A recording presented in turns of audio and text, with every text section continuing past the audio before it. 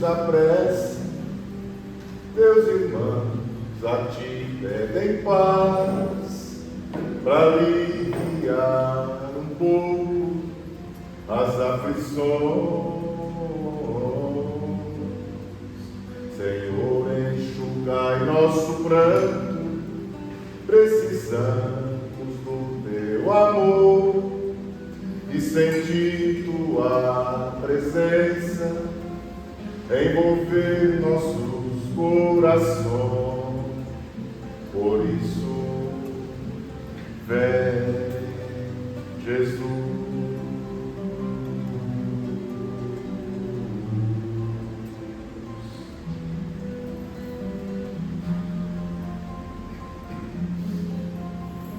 Jesus, no silêncio da prece, teus irmãos a ti pedem paz, para aliviar um pouco as aflições.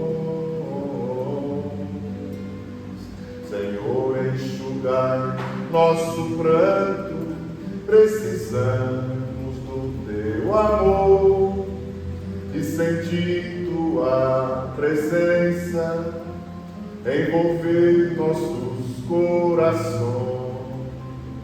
Por isso, vem, Jesus, e ir ao teu encontro, queremos te seguir e afastar o mal da terra e acabar de vez com a guerra e caminharmos juntos um à luz.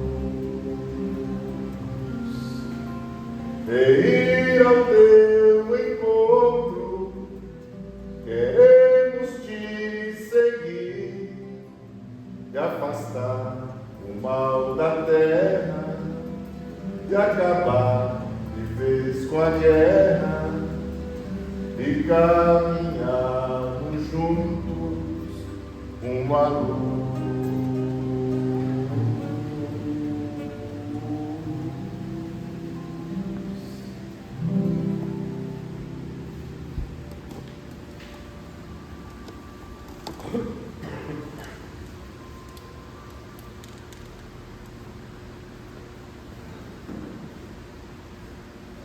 Meus irmãos em Jesus, que Deus os abençoe, encarnados e desencarnados.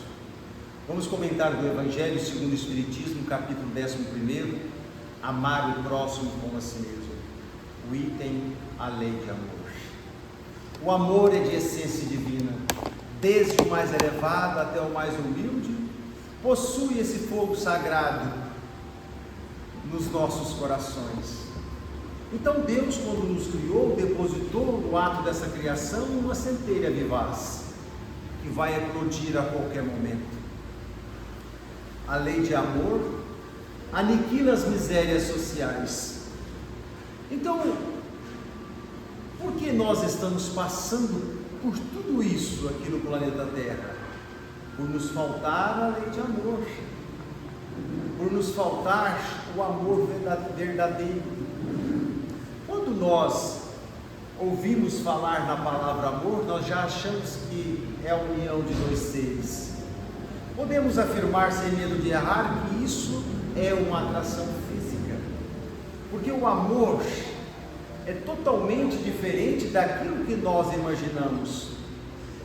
O amor é aquele a qual vivenciou Jesus na sua passagem pela terra.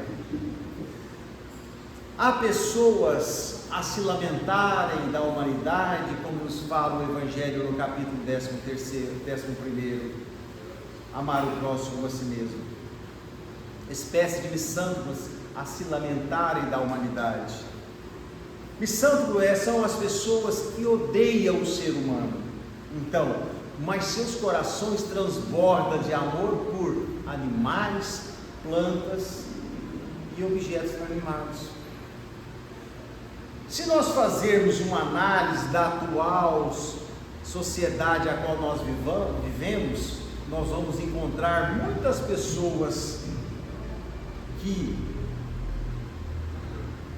prefere conviver com animais do que conviver com pessoas.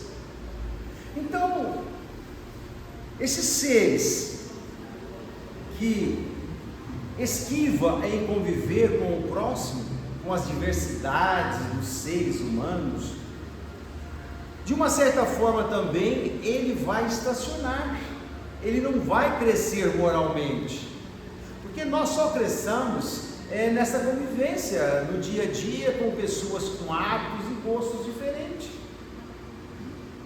Hoje as pessoas às vezes se unem a outra, se casam ou vão morar junto. O que eles fazem? Adota 2, 3 cachorros ou 2, 3 gatos. Não quero filho. Filho é muito problema. Quer dizer, nós estamos fugindo da lei do progresso, porque é através da família, das reencarnações, dos filhos, que nós vencemos os nossos erros. Assim nos fala André Luiz, lá no livro Entre o Céu e a Terra, que as nossas maiores dificuldades estão dentro do nosso lar. Agora, há pessoas que nem se casam, moram sozinhos. Quer dizer, ele não compartilha a sua alegria e nem a sua tristeza com ninguém. É o que nos fala o Evangelho. Mas não adianta nós querermos sufocar esse amor a qual Deus depositou no ato da criação, que nós não vamos conseguir. Porque nós somos forçados, como nos fala lá no Evangelho capítulo 5, bem-aventurados os aflitos, causa atuais das aflições. No finalzinho desse item, causa atuais das aflições, lá fala assim: a lei do homem nos pune em certas falhas, mas não consegue nos punir em todos os nossos erros. Mas a lei de Deus nos pune nos mínimos detalhes. Há coisas que diante da sociedade não é crime, mas aos olhos de Deus é crime, e nós vamos ter que responder por isso, através da lei de causa e efeito. Então, plantar ninguém é obrigado, mas a colheita é obrigatória. E a lei do progresso, ninguém foge dela. O boiadeiro, quando vai tanger o gado, ele não usa o ferrão. O cavaleiro, quando vai andar a cavalo, ele não usa a espora. Então lá no Evangelho nos fala que através do freio e da espora, nós somos obrigados a seguir adiante. Então não adianta nós querermos evitarmos os seres, não adianta nós querermos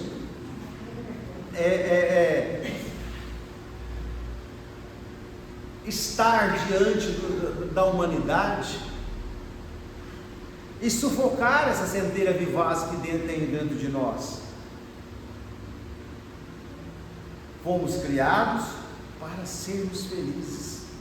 A felicidade foi feita para nós, mas da forma que nós queremos ser felizes, jamais vamos conseguir,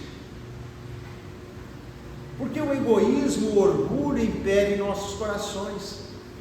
Para sermos felizes, temos que vivenciar a lei de amor, e com orgulho e egoísmo no coração, jamais conseguiremos vivenciar esse amor a qual Jesus nos recomenda. E aonde precisamente começa esse amor? Dentro do nosso lar. Porque não adianta nada nós amarmos o povo lá fora, não adianta nada nós amarmos os nossos colegas de religião, sendo que dentro do nosso lar nós deixamos a desejar. Não temos uma boa convivência com a esposa, com o esposo e com os filhos. Então o lar é o porto seguro para que possamos navegar em águas revoltas no mar da vida. Qualquer tribulação, qualquer furacão, qualquer tempestade, Sabemos que temos um ombro amigo para chorar as nossas derrotas, ou um ombro amigo para comemorar as nossas vitórias. Então a família é a essência de tudo. Mas se nós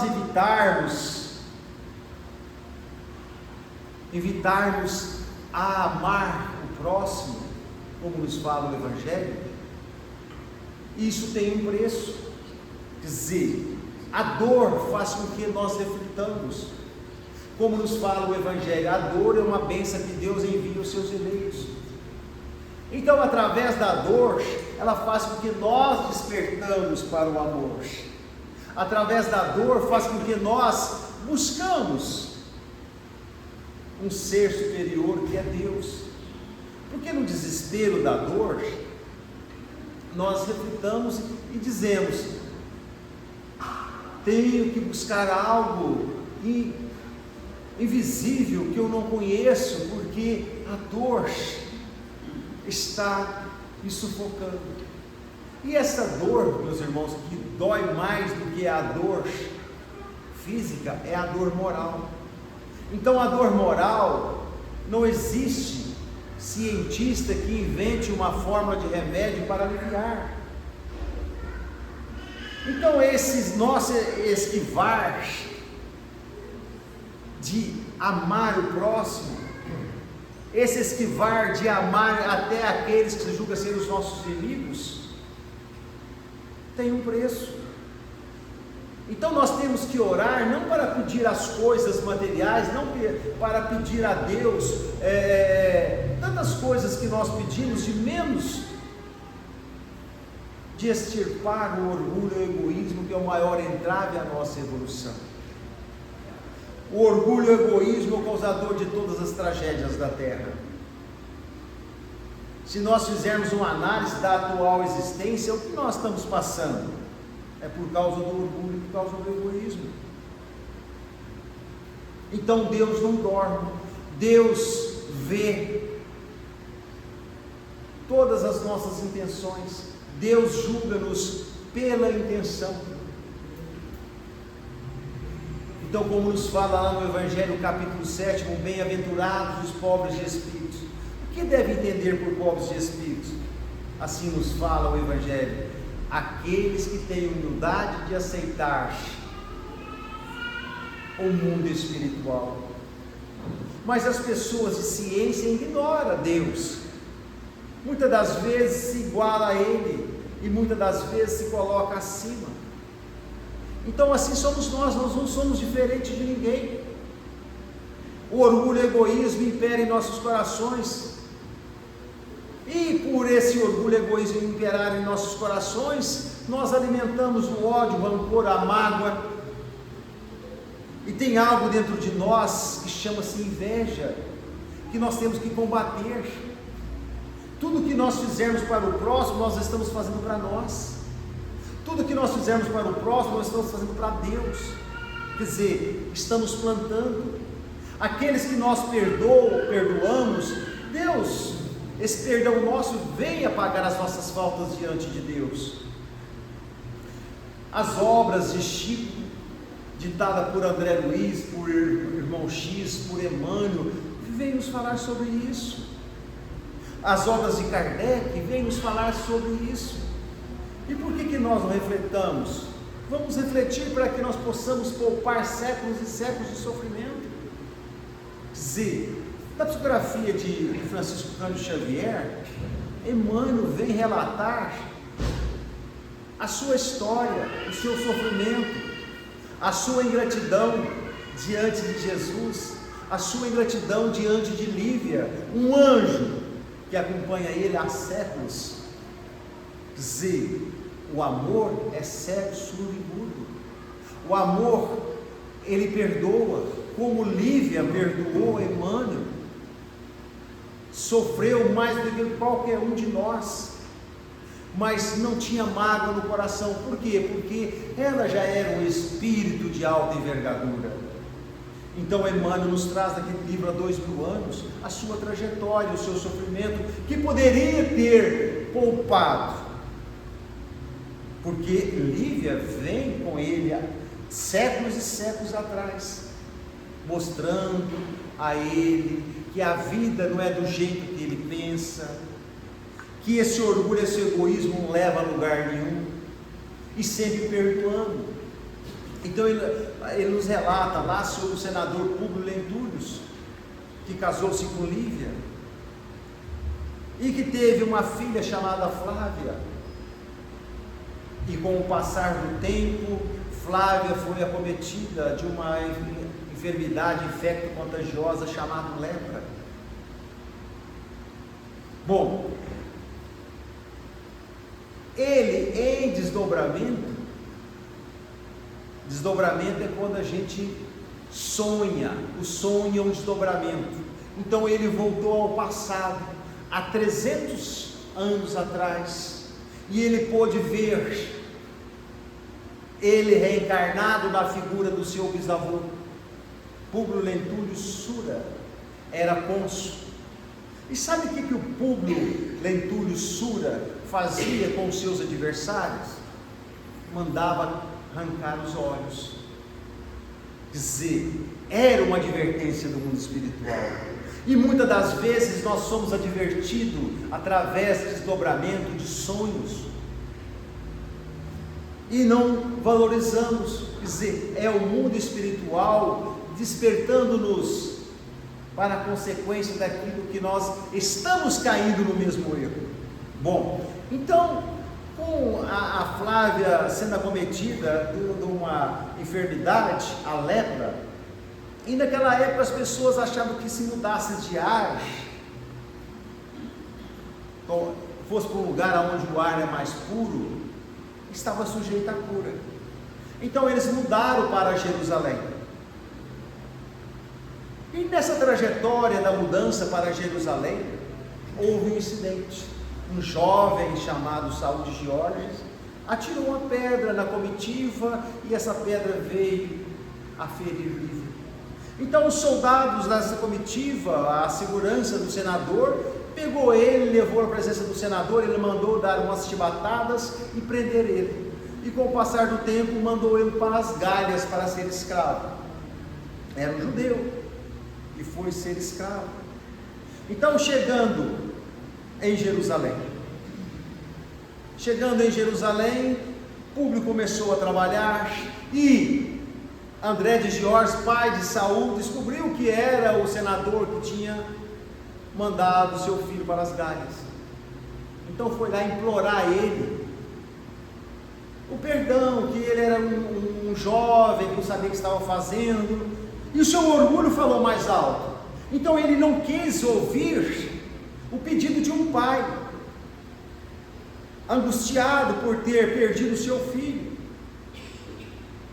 por ter seu filho sequestrado e escravizado. Então ele não se tocou, o Públio, o senador. Então ele disse a André, falou assim: você vai ver o que é a vingança de um judeu. E foi embora. E nessa época Jesus já estava pregando em Jerusalém, estava fazendo cura. E a serva, a escrava de Lívia, a Ana, que era bem próxima, que era também um ser espiritualizado, era sobrinha de Simeão, que ia ver Jesus pregar, Jesus fazer cura, e através das histórias que Simeão trazia para elas, que contava para elas, elas começaram também a ir às escondidas ao encontro de Jesus. Então Lívia viu que Jesus estava fazendo cura, pediu ao Públio: já não aguento mais ver a nossa filha em febre 24 horas, com o corpo todo manchado, vai ao encontro do Nazareno, ele está fazendo curas. Então o Públio cansou também de ver, o seu coração doía de ver a sua filha passar por tudo aquilo, que talvez não precisava se ele tivesse redimido nos seus erros. Então, por nossa ignorância, nós sofremos e fazemos as nossas famílias sofrer, por não despertar para a lei de amor. Então, certa feita, Públio buscou Jesus à noite. Jesus já estava esperando e disse a ele: se você me buscasse durante o dia, ia poupar alguns séculos de sofrimento. Por que ele buscou à noite?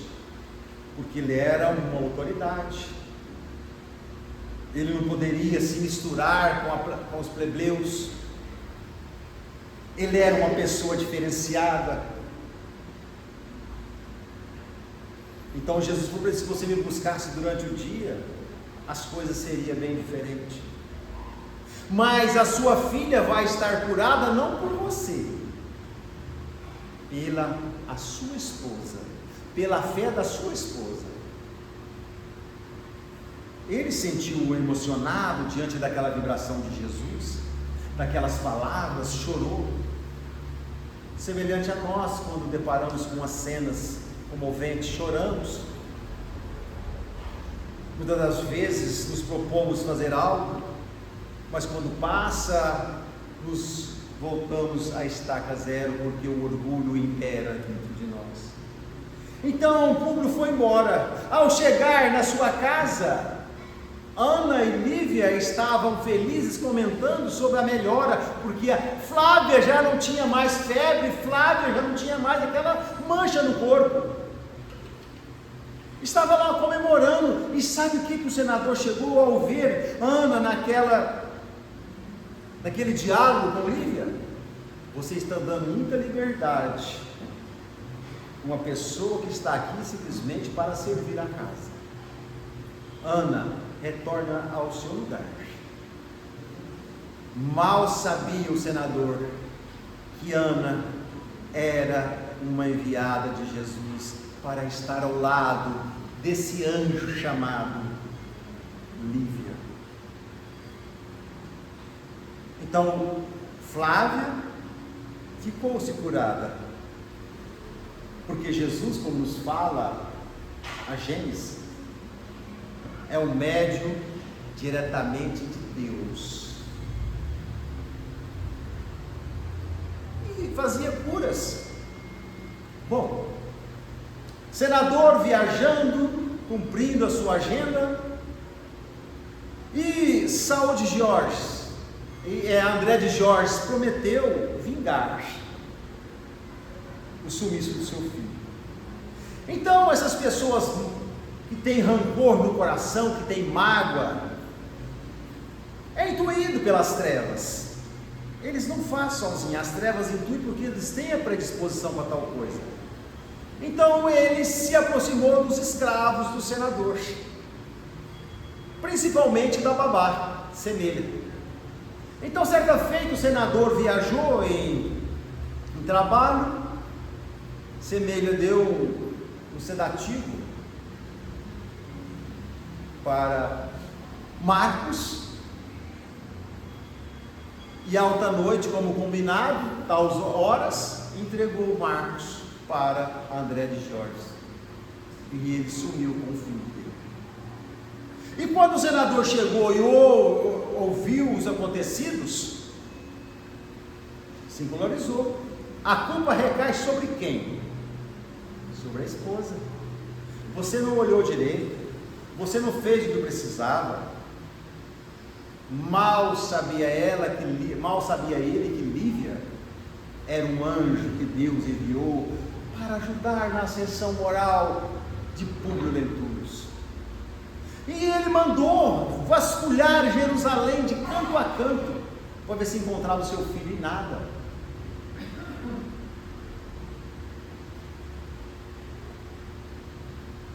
Quando se aproximou a época de crucificar Jesus, assim nos fala Emmanuel no livro Há 2000 anos,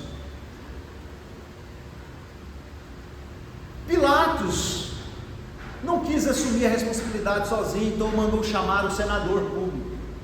Chegando lá, queria saber a opinião dele. Ele disse: não, vamos dar uma chibatada nele e vamos prender, porque agora, se nós mandarmos tirar a vida dele, pode acontecer algo pior para nós. E nisso isso, ele já ouvia Lívia pedir constantemente que interceda diante de Pilatos para não crucificar o nosso Senhor. E não se tocava. A exemplo de Pilatos, como se diz, eu lavo as minhas mãos. Então, como Pilatos mandou chamar o Públio lá às pressas do palácio, Lívia ficou sabendo através de Simeão e de Ana que ele ia ser crucificado, o Mestre Senhor. Então ela foi à noite e pediu uma audiência com Pilatos. E lá em Jerusalém morava Sábio, tio de Públio, casado com Fúvia, que era uma maldade em pessoa, que levantava falso testemunho, sem preocupar. Muitas das vezes nós usamos o nosso talento de falar para prejudicar as pessoas. Assim foi Fúvia Z. Por que fazer isso com o próximo? Por existir dentro dos nossos corações o orgulho e o egoísmo, o rancor e a mágoa. Então, Lívia chegando lá no palácio, pediu uma entrevista em particular. E o assessor de Pilatos já sabia também da maldade de Fúvia, já tinha um complô entre ambos. Quando Lívia chegou lá, que eles foram avisar que Lívia queria conversar com ele em particular, então o secretário de Pilatos também avisou Flávio, falou: Lívia está aí em particular com Pilatos, ela é amante de Pilatos, como eles falavam. Quando Lívia saiu do palácio, Fúvia mostrou para o senador: olha lá, acabou de sair daqui a sua esposa, que você tanto ama, que você tanto protege. E a reunião custou a terminar com Pilatos, né? Aquele tempo não passava, porque ele queria chegar em casa e colocar, como se diz, em pratos limpos, aquela ida dela lá no palácio. Então ele chegou, já não deixou ela conversar: olha, eu não vou te matar, mas a partir de hoje você vai viver isolado nesta casa, você não vai ter mais a presença de Flávia, a nossa filha, ela vai ter um professor particular, porque Marcos já tinha sido sequestrado. Ela chorou, ele não deixou ela falar, não deixou ela justificar, e viveu ali durante 25 anos isolado. E com a morte de Flamínio, Calcura estava já enferma, a Calcura pediu a Públio que pudesse deixar Lívia passar os últimos dias da vida dela com ela lá para bater um papo e tal. E depois do desencarne do seu amigo, ele veio a materializar para Calcúria, dizendo que Lívia era inocente. Então, certa feita, meus irmãos, nos últimos dias de vida de Calcúria, ela revelou a Públio Lentulus que o seu esposo disse a ela que Lívia era inocente. Depois de 25 anos isolados. Aí Públio chorou e disse para sua amiga, a esposa de Flamínio, senador desencarnado: vai ter uma homenagem para os senadores que têm mais de 30 anos de serviço. Então eu quero fazer uma homenagem a Lívia, dando a minha medalha a ela de joelho diante de toda a população lá no circo. E assim ficou combinado. Mas Lívia, na noite seguinte, foi presa com os cristãos orando nas catatumbas. E esses cristãos que foram presos nesta noite eram os que iam ser sacrificados no dia da entrega da medalha para os senadores. Só como ele não tinha muito contato com Lívia, porque ele zorou, ele queria fazer uma surpresa a ela. E quando Lívia viu que era ali o seu último dia, falou para a sua empregada, a sua amiga Ana, eu sei que vai ser o meu último dia, então eu queria ser sacrificado na vestimenta de serva. E Ana não contrariava o que a sua senhora pedia, então tirou os anéis, as pulseiras, entregou para Ana, a tiara de ouro que ela usava, a roupa de senhora, deixou apenas um camafeu que ela ganhou de Públio Lentulus no seu noivado. E está lá as festividades, os gladiadores, e chegou a hora de sacrificar os cristãos. Para finalizar a comemoração de entrega de títulos dos senadores que tinha mais de 30 anos de trabalho. E soltar os leões. E Públio lá na plateia, naquela época o circo era feito para mais de 200 mil pessoas, ia lá no meio, sentindo uma dor, por dentro não sabia de onde via, uma angústia. Procurava Lívia na plateia, não. A iluminação muito fraca, porque era a base de tochas. Soltou os cristãos nas arenas, os leões devoraram. Ele foi embora, porque não viu Lívia. Quando chegou em casa, procurou Ana. Ana, cadê Lívia? Lá, patrão, senador. Ela pediu para trocar de roupa comigo e eu troquei. E quando os soldados foram lá buscar nós para sermos sacrificados, me viu eu naquela vestimenta, com aquelas joias da minha senhora, eles me puseram para fora, porque essa mulher deve ser esposa de alguma autoridade, então não vamos nos comprometer. E dispensaram agora, falou: oi, vai embora para sua casa. Então Lívia foi devorada pelos leões. Aquilo foi uma coisa de dar uma facada no peito do senador. Ele voltou lá no lugar, no circo. Chegando lá, encontrou dois daqueles que trabalhavam lá, alcoolizados, brigando por causa de um camafeu, que ele reconheceu. Aonde vocês arrumaram esse camafeu? Sem deixar eles perceberem que era da sua esposa, porque o orgulho fala mais alto em nós, como de Públio. Nós compramos de alguém que fazia limpeza lá das arenas. Quantos vocês pagaram? X. Ele pagou, pegou, foi embora. Quando ele estava saindo, chorando, quem materializou para ele? Flamínio, seu amigo, aquele que falava do ser, da dor e do destino. Flamínio já era um ser mais espiritualizado e falou para ele: os problemas estão apenas começando. Se mantenha firme. Ele foi para casa, quis jogar a culpa na Ana, porque nós somos assim. Os nossos erros nós arrumamos justificativa e queremos sempre culpar o próximo. Mas tocado pelo aquele sentimento, porque Ana era a melhor amiga de Lívia, e lá junto com Plínio, seu genro, e Flávia, ele disse: não, vamos deixar Ana aqui na memória de Lívia. Foi na época que Vespasiano assumiu o Império Romano, então ele, já velho, continuou a trabalhar, quer dizer, para fugir da realidade. Era na época da guerra do Império Romano com os judeus.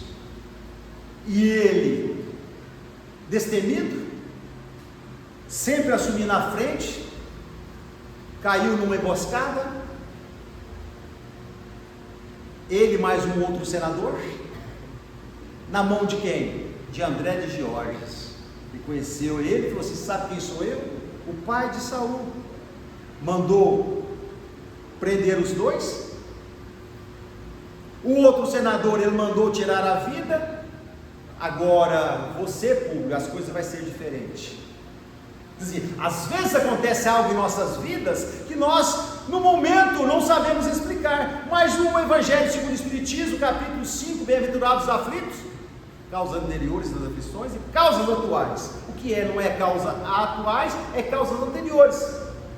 E como ele foi um cônsul que mandava arrancar os olhos dos adversários, ele lá preso, André de Georges mandou chamar um tal ídolo. Sabe quem era o ídolo?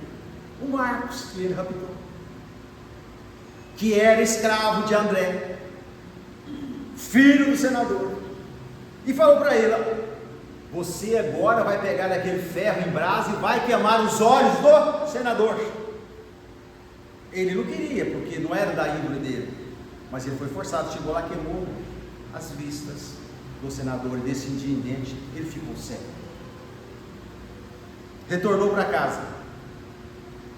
Nessa época, Flávia também já estava cega, porque Plínio era amante de Aurélia, filha de Fúvia. Ela infiltrou uma escrava lá e começou a colocar veneno nos remédios, na bebida dela. Então estava lá Flávia cega e Públio cego. Bom, como não tinha mais o que fazer em Jerusalém, mudaram para Pompeia. Mudando para Pompeia, cidade pequena, para terminar o resto da vida ali em paz. Foi aonde, depois de 7 anos, o vulcão Vesúvio entrou em erupção e matou, dizimou toda a cidade de Pompeia queimada. Quer dizer, por não despertar para a lei de amor, por alimentar o orgulho e o egoísmo, ele sofreu, fez aqueles que estavam na sua tutela sofrer, como Lívia. Só que lá, durante 7 anos, em Pompeia, sempre eles conversavam, né? Aí ele ouvia a Ana, né? Estava lá Flávia cega, Públio cego, e perguntando. Aí eles interessavam por Jesus. Por isso que a dor é uma bênção que envia seus eleitos. Aí eles já começavam a interessar, né? Públio interessar por Jesus.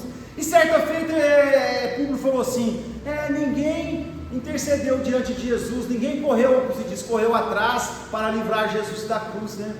Aí Ana falou assim: não, Lívia, foi na casa de Pilatos, foi aonde ele caiu a ficha que Lívia não estava adulterando, estava assim tentando salvar o seu Senhor.